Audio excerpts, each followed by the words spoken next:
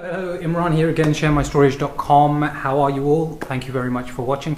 Right, I'm going to talk to you now about the types of storage that are available in the market. Now, most people will have an idea as to the type of storage that they want to use, but you may find there is a cheaper alternative which would be useful. So we can broadly categorize storage into 3 or 4 areas. So we've got conventional lock-up garages. You also have shipping container storage, and you have self-storage, which are basically warehouses with separate rooms of different sizes, which are self-managed by the individuals who use that space.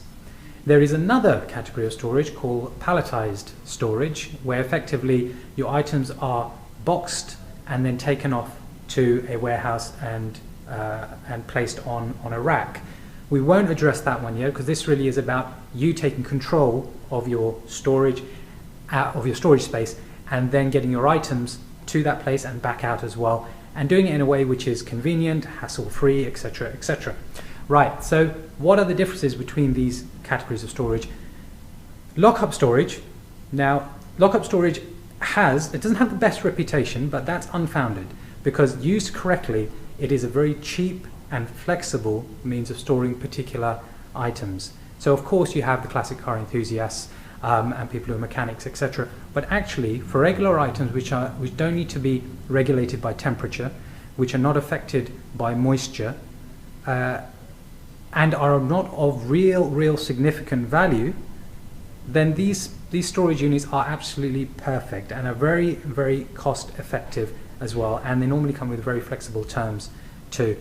On sharemystorage.com you'll find a plethora of lock-up garages that are available around the UK. Right, the next category is shipping container storage. So we all know what a shipping container is. It's these huge steel containers with these huge doors. Again, these are normally in shipping container parks, so they're not undercover, they're not temperature regulated on the whole. Sometimes they come with electricity, most of the time they don't. And a lot of the time, if they've been maintained properly, you won't have really any issues with moisture either. This is kind of the next category of storage in terms of cost, if you like. So it's not as expensive as self-storage per square foot. We'll always look at it per square foot.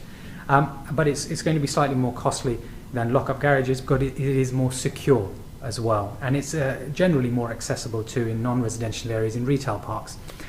And finally, we move on to the big daddy of storage, which is self-storage. And there are about 1,200 of these facilities around the UK, many of which are independent providers. And we love independent providers. They are people in the locality, they're in the community, you can talk to them, you can negotiate with them. The terms are going to be more flexible and friendly, so absolutely go ahead and deal with your local self-storage provider. These guys either have a purpose-built facility or they have a converted warehouse. You simply are provided with a room of your choice according to size. You buy your own padlock.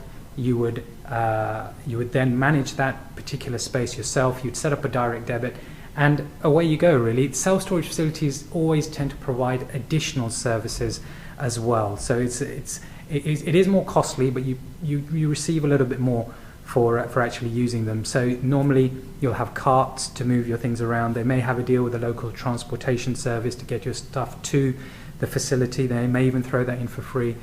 They'll have options with regards to insurance. They may or may not accept your home contents policy to cover your items in storage. There's lots of flexibility there. So those are the 3 types of storage.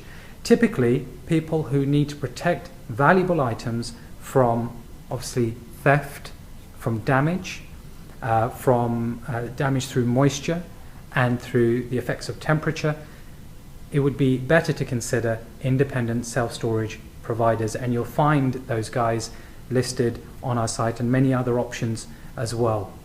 If you're looking for something which is less costly, then you need to consider the other 2 options. Again, all of these are available through sharemystorage.com. If you have any suggestions as to topics you'd like me to cover, please do so via our Twitter feed, which is @sharemystorage.com.